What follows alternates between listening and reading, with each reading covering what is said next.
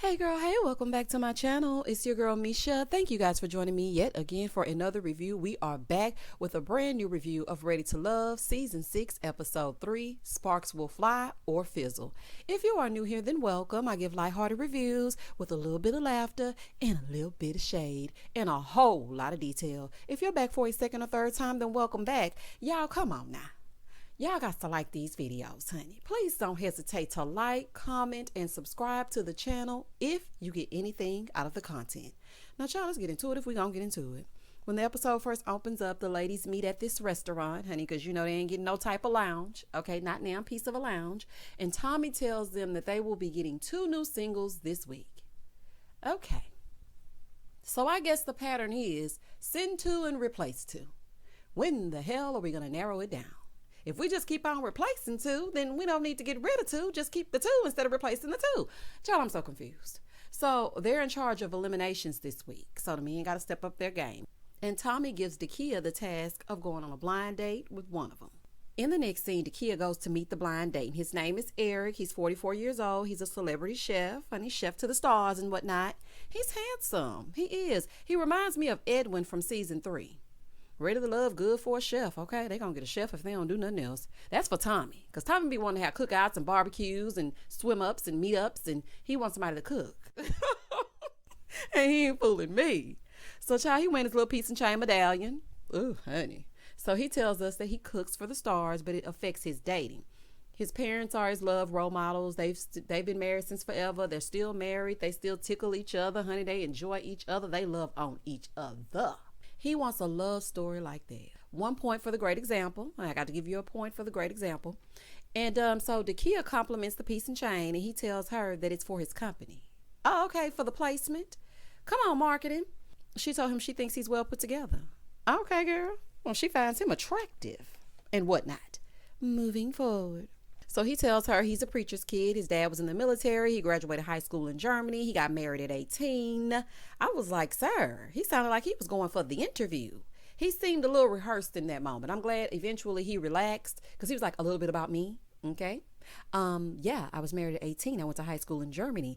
And yeah, and my parents are still together. And my father used to be in the military. It's like, you know how when you go for the interview and they say, tell me a little bit about yourself. And then you say, okay, well, a little bit about me. I graduated summa cum laude, okay, top of the class and whatnot. Honey, you start telling them all that. That's exactly what this reminded me of. But anywho, that's neither here nor there. That's just a side note. But I was thinking to myself, 18 years old. Child, I wasn't doing nothing at 18 except having fun and pop, lock, and dropping it. And chicken noodle soup with a soda on the side. Honey, I wasn't doing nothing that involved nobody's marriage at 18 years old. Baby, he must have been in love for real, for real. But I have to say, looking at the 2 of them together, they look really nice together. Meanwhile, across town, Clifton in his baritone voice, they're waiting for his blind date. And he's pissed because this menu is vegan. Clifton, don't sleep on the vegan now. Some vegan food be fire. Like, you really can't tell the difference if it's cooked right. Like, if you prepare it the right way, you really cannot tell. Some vegan food be on point. So we're introduced to AP in this New Year's Eve after 5 dress in these sandals, stomping the yard. I'm like, child, she's stomping all through in these big sandals. Like, I don't know, honey. It wasn't given for me. I don't think some of these people realize that they're going on TV. She says she's a holistic coach and she helps women turn their pain into purpose. I know that's right, child. She was married 10 years and he passed on about 5 years ago, and it took her 3 years to really focus on her, but now she's ready to love again. That's so sad. When I heard her say he passed and she was a widow, I was like, man. But I'm happy that she's finally like putting herself out there again and trying to get back in the dating game. But what a hell of a way to start. Just jump right into Ready to Love. Oh, child. So she arrives to meet Clifton. He hits her with a side church hug. He ain't interested, honey. We can just continue on. I think it's the shoes. Y'all know I'm crazy. Honey, I don't know what it is, honey, but he ain't interested. I can tell right off the bat. She's like, oh my gosh, she is beautiful. He is glowing from his hair to his teeth to his beard. He's definitely using some juices and berries. What do you use on your hair? Nothing but natural juices and berries. Shout out to Coming to America. So Clifton trying to be nice with these cliche, strictly platonic answers. So she's like, so how are you? He's like, great. I woke up this morning. Well, praise the Lord, Clifton. Praise the Lord. Boy, goodbye. Like, you could tell he don't like her. I woke up this morning. Anyway, so they started having some small talk, and he asked about her traveling, and she said she doesn't travel as much because she has a 10-year-old and a 7-year-old. So he's like, oh, okay, we got something in common. I have a 17-year-old and a 3-year-old. And I was like, 3? Skirt. How long ago was he divorced? Ooh, honey, it must have been some stuff going on up and through. So Clifton tells her that he was married twice, but they didn't last because he's here. No. You being there is not why it didn't last. Like, what was the reason in my Cardi B voice? I want to know, what is the reason why your relationships didn't last? Clifton seemed like a little flirt. That's what I think, honey. He ain't fooling me. So she tells him that she's a widower, and he asked her if she was really ready to love, and because he said it took him about a year after he got divorced to actually want to jump back on the saddle. So over at the other date, it's a battle of the engineers. So he told her he was an engineer. She was like, I'm an engineer. He said, I'm a systems engineer. She's like, I'm a systems engineer for NASA. When I tell y'all, I was like, yes, black girl magic. Yeah, an engineer for NASA? Houston, we don't have a problem. I know that's right. That is impressive. That really impressed me. When she said that she was an engineer for NASA, I was like, well, let's get into it if we're going to get into it. These two have a lot in common. She said that she also owns a dance studio. So he told her that he just moved back from Harlem and his uncle had cancer. And then she's like, I'm a cancer survivor. She had cervical cancer. They found it very early, and she's 9 years cancer free. That is a blessing. God is good. God is good. Okay. No wonder Dakia out here living her life like it's golden. She like, listen, I done been through some things. I'm a cancer survivor and I ain't got time to wait. So if I like something and I see something, I'm going to say something. I know that's right, girl. We'll get into it then. Moving forward. He said finding that out really showed her strength, and he liked that about her. I am glad that we got to see another side of Dakia. He brought out some depth in her, not just a bunch of talk about sex and BDE. Because that side of her, I was like, okay, girl, you can go into the house. But this episode, I was like, okay, Dakia, I see you got some layers and whatnot, and I understand your plight now. Like, you got to give a little backstory. Can't just come in with the BDE, honey. Tell us exactly why you're giving off the BDE. Like, come on. I know it's early, but I am really feeling the two of them together. I think that might be a connection, but I don't know now, because Eric is a little flirt too. So back at Clifton's date, she's telling him that he reminds her of his brother. He's like, is it the voice? Is it the face? Like, is it the beard? What is it? She said, no, it's the face shape. He said, oh, okay, so he's handsome. She's like, yeah, he is, and so are you. Creepy. Okay, lady, what are you talking about? I would never tell a potential romantic interest he reminds me of my brother. That is such a turnoff. So she's like, I wanted to feel a connection, but I kept thinking about my brother. Child, just end this whole incestuous date, honey. Just end it, because it's giving off brother and sister who love each other vibes. It's giving creep. Okay, it's giving cringe. Moving forward. So Clifton was like, I was definitely caught off guard by the brother vibes, but I didn't see a love connection. I more so saw friends and hanging out at the cookout. I told y'all, I knew it. Clifton got a one-track mind, and that one-track mind is joy, especially after he showed up to a vegan restaurant, honey. The meat eater in him was immediately turned off. He was like, oh, no, ma'am, honey, I'm not going to be able to do this. Moving forward. Meanwhile, Dakia and Eric, they're still on their date. He said he has 2 kids, 21 and 23. She said, oh, okay, so you have grown women. Absolutely, honey, because ain't nothing about a kid up and through there. I guess he got something out of getting married at 18. He probably got married because he wanted to make an honest woman out of her, because 18 is young as hell. And I just don't foresee anybody getting married at 18 unless you living on a farm, honey, or unless it's a shotgun wedding and the daddy said, look, you're going to make an honest woman out of my daughter one way or the other. Okay, get into it if we gonna get into it. Get into it because y'all got into it, basically, is what's happening. So he tells her that he would love to go on another date with her, even though he hasn't met anyone else. She's like, oh, you don't need to meet anybody else. So in her confessional, she said, I've never had a connection this fast to anyone. And he loved her vibe as well. Okay. He said he doesn't like to waste time. I am feeling the vibes with these two. I am really feeling it. In the next scene, the couples go for a group date. Did Dakia and Eric ride together? Because he opened that car door up and started twirling her around, and I wasn't too sure if maybe, they just got there at the same time and he was being a gentleman and he went over there and opened her door. But it was looking like they might have rode together. Child, let me find out. So they're going to do a passing paint where you will paint a little bit of the picture and then you will pass it around, kind of like musical chairs, but with the paint and the art. That's what they're doing. So it's Joy, Dakia, Ace, Cornelius, and Eric. And Eric is trying to dip his little paintbrush on different canvases, honey, since he's only met Dakia. Cornelius is over there next to Joy painting a cat. And he's like, yeah, that's my cat. His name was Pimp, but he died. Okay. I don't know what you heard about me, but can't get $1 out of me. No Cadillac, no burbs you can't see. Then I'm a mother in PIMP. Shout out to 50 Cent. Child, not a cat named Pimp. It must just be the name Cornelius that automatically makes you corny, honey. Who names their cat Pimp? It's weird. Not Pimp. Joy was like, so in her confessional, what do you say when a man is painting his dead cat?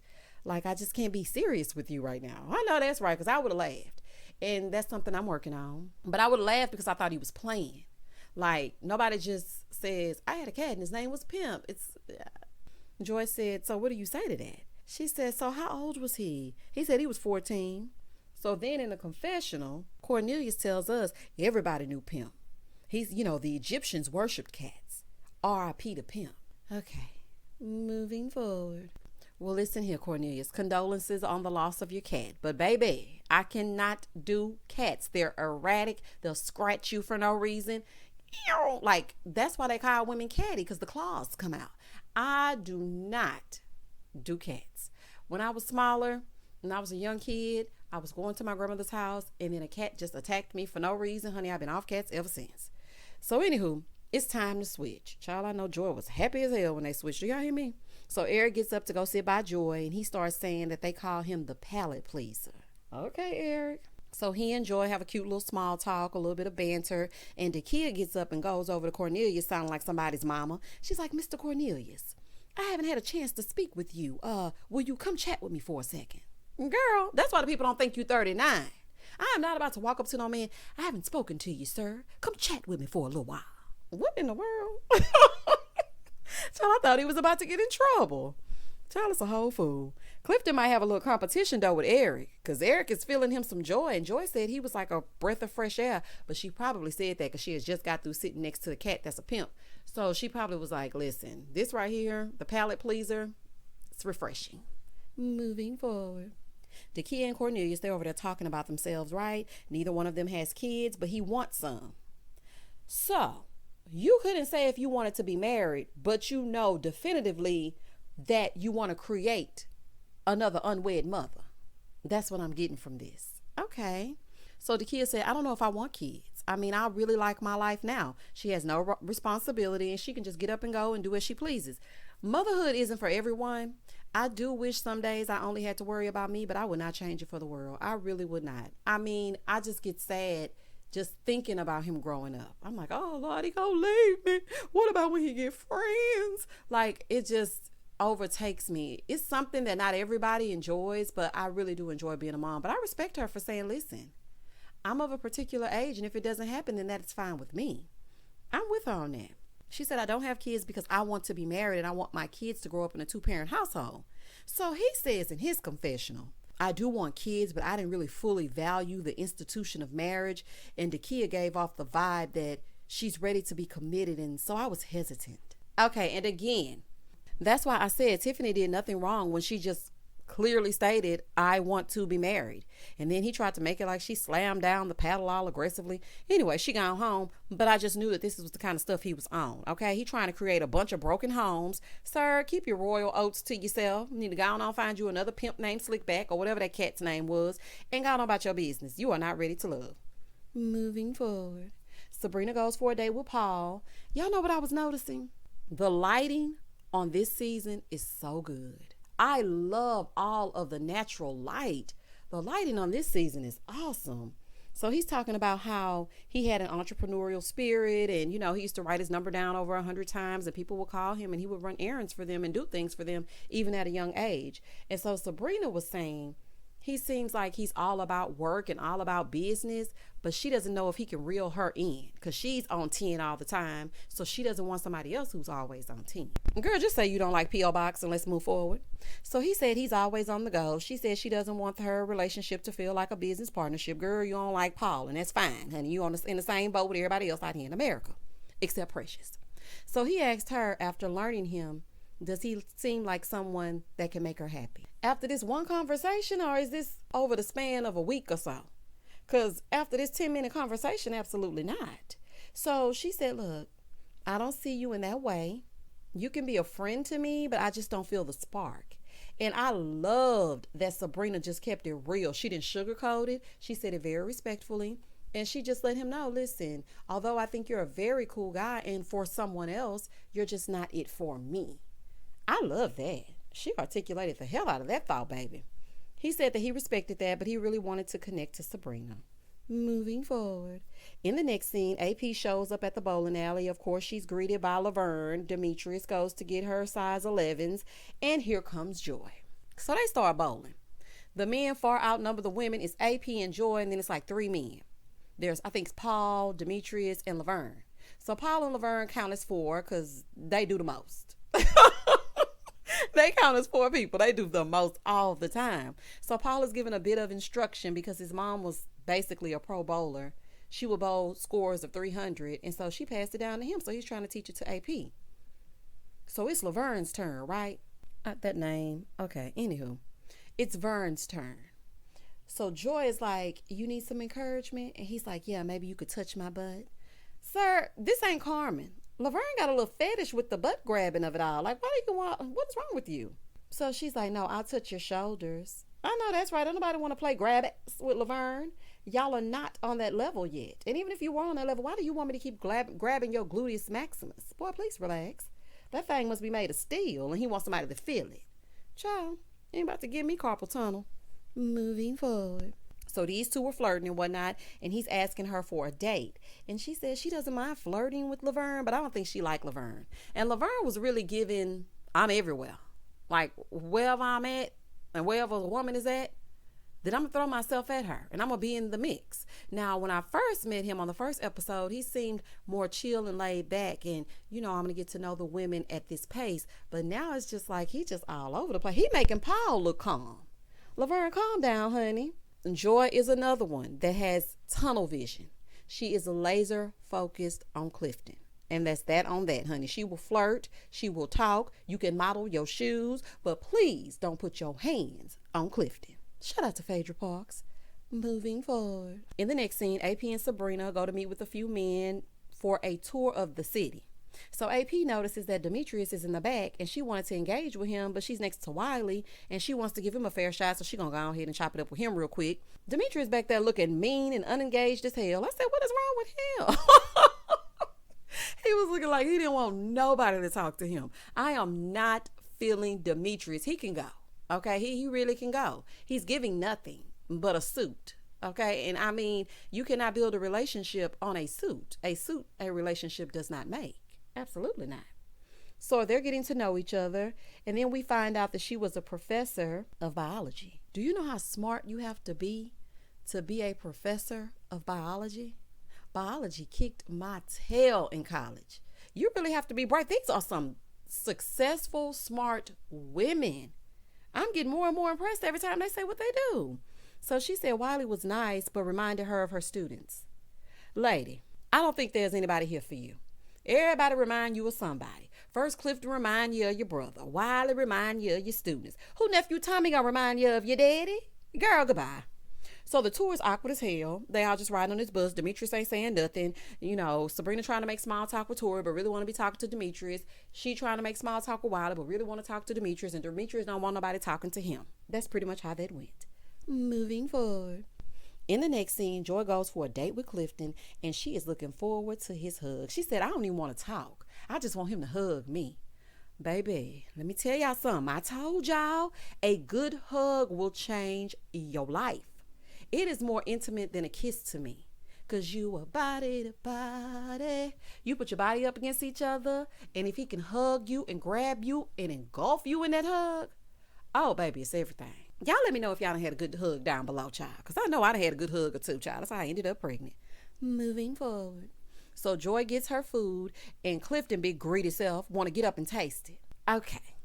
Clifton, sit down, boy. And then he gets up, and of course they sharing forks and whatnot. He bites into it and realizes it has coconut. It is a curry fish sir. Yes, it has coconut. So his throat closing up, right? She about to close his throat up. It's closing up. Joy's panicking. Child, y'all might need to take a commercial break so he can get himself together, honey. Anybody got a Benadryl in the house? So he's like, if it's artificial, then it's good. But if it's real, then I have an instant allergic reaction. So he starts sweating. He was too calm for me, honey, because if something is closing up, I would have been panicking and moving things and trying to drink water and rushing down to the CVS, honey. We would have had to cancel right then. Like, I would have panicked for sure. But Joy said, I just got you. I don't want to unalive you yet. Here he go joking. Elizabeth, I'm coming to join you, honey. Boy, if you don't go. Okay, Fred Sanford, I'm not about to play with you. So apparently Joy is like Benadryl because he continued right on with his date. So then he started asking her about her childhood, and she said she was raised by a single dad. Her mom is from Trinidad, and he got custody of her at 6. So then they showed a picture of her, and when I was looking at that picture, I was like, she looks just like Left Eye. I don't know if it was just me, but she looked just like Lisa. So he said, so you're a daddy's girl? She said, I absolutely am a daddy's girl. She told him that her dad passed, and he was the closest to her, and when he passed, she felt like she had lost everything. I can't even imagine that pain. I can't. I really cannot. Like the loss of a parent or a child. Oh, honey. Oh, my goodness. I just can't even imagine it. So Clifton expresses that he lost his dad at the age of 23, and he held everything together, held it all in. When his dad passed, everything fell apart because he was the nucleus of the entire family. And he held it in for the longest because he just wanted to be strong for everybody else. He didn't want to break. So they both talked about their experiences with their loss. And she said it felt good, speaking to someone who could actually relate to her pain. And I really appreciated this scene because they were both being real and vulnerable. We might just have some matches this season. We might. So she told him that he makes her feel safe. And she said, when I look at you, I see myself in you. So then he gonna say, well, you know how when you look at me, you said you saw your parts of you in me. Well, to be honest, I see parts of me in you. Which parts, you little nasty? He is nasty. That would have been a special moment, and he just had to go there. Clifton, are you one that specializes in avoidance? Okay, because that right there showed me that you might not take certain things that she's saying seriously. I don't know, honey. You're going to turn that on and off. Because right there, that was something that she was really sharing with you, and all of a sudden you talking about you want to, it could have been a whole, that's what she said type. Like, I didn't like that. You need to get it together, okay? Y'all look really nice together, but did y'all catch this? Did y'all catch when she said, I want to do this again? He said, oh, okay, you want to do me again? Not again. Child, let me find out. Moving forward. In the next scene, the ladies and Precious in her deep south side part, they show up to the ladies' table. Because as I've stated, there's not a lounge. So here comes Tommy. Hey, y'all looking nice. And they were like, you look so nice. He was like, I can't compete with y'all. But honey, you sure will try. Have a seat, nephew Tommy. Sit on down, boy. Sit down. So AP introduces herself to the group, and he asks who they're feeling the strongest connection with. A said Laverne, Joy said Clifton, of course, but she almost unalived him, honey, so there's another story for that. Carmen said Clifton. Baby Jesus, he's not interested. So, honey, you shouldn't even thrown his name out there, honey. After he seen them eyes piercing at him, looking ever so blue, he could not be bothered. Child Precious said Paul. When she said that, I said to myself, I guess there's somebody for everybody. Because, child, the fact that she said Paul threw me all the way off. Dakia said, my blind date went really well. He threw a wrench in the game because, I was feeling Clifton and Demetrius. They're the ones that I really had my eyes on. What happened to you being a Puma for Wiley? Child, y'all just using Wiley as a placeholder. I don't see anybody here for Wiley. Nobody. Nobody's even mentioned him. I think this cast may be a little bit too seasoned for Wiley, unless they throw in another younger person in the mix. So then Tommy asked about the weakest connections. AP said Wiley. He's too young. Dakia said Laverne and Cornelius. She said Laverne is too messy. And Carmen said Laverne thinks he's positive, but when they text and talk on the phone, he's negative. Well, child, maybe that's why Sabrina never called him back. I told y'all. Didn't I tell y'all? And y'all was like, well, if you're really intentional about somebody, you would call them back. Don't nobody like Laverne, and people are busy. Okay, and that's that on that. Moving forward. A said Paul, he's the homie. Joy said Cornelius and Paul. Sabrina said Cornelius and Paul. And it's a huge consensus that Paul need to get on down the road. Precious in her part, baby, they pipe up in defense of Paul. She said Paul is something else. Like, he's different. He's really shown me a different side. He's my top connection. And then in her confessional, she was like, I've never felt anything like that before in my life. I can almost guarantee you that Paul does not feel the same way. He was literally crushed because Sabrina let him down easy. Child, this came out of total left field. I did not see Precious falling for Paul. In the next scene, Joy goes for the eliminate with Mr. Jiffy Cornbread Cornelius, and Precious goes to the eliminate with Paul. Child, this week Precious got on gray contacts. Is this a Potomac thing? Why are all y'all putting these contacts on? Just why? So Joy hops right in. She hops into the reason that they're there. She tells him how the ladies, feel about him. She's giving all the compliments, giving him all the zhuzh. She said, but they feel that there's no romantic connection. Meanwhile, Paul is placing blame on the women for not getting to know him. It's not his fault. It's their fault. He's like, if you're intimidated, then you need to take a look at yourself. Is this what you want, Precious? This the man you trying to save? This the man? Girl, okay, I don't have time for that. She said, yeah, but I think the women want a little more. No, they want a little less. They want him to go home. They want him to be on the I-10 by 10. But you would like for him to stay for whatever reason. She's like, I think they're wrong about you, and you are ready to love. Oh, Lord. P.O. lives to love another day. So Joy tells Cornelius he isn't ready to love. See you later, alligator. I think they made the right choice. Really, they should have did a double elimination because it's time for Paul to kick rocks. But maybe I'm being a little biased. But Cornelius definitely needs to go. Okay, he's trying to just make a whole bunch of broken homes. He doesn't want to give a commitment, but then he wants to have babies, and he had a cat and a pimp named Slickback. So that's the end of that, child, and he had to go. And that was the end of the episode. Y'all comment down below and tell me exactly what you thought about this episode. For me, the lighting was everything. I don't know, it was just something about how bright and cheery it looked. I liked it. I liked the episode. I thought it was cute. I loved seeing the dates. I liked seeing Dakia and Eric make that connection. I wish Clifton could have been a little bit more serious in that moment because him and Joy seemed like a good couple. I don't know where in the world Precious and Paul came from, but her part, and Paul, PPP, they're here. Y'all don't hesitate to like, comment, and subscribe to my channel. And as always, stay safe, stay blessed, spread love, not germs. Peace.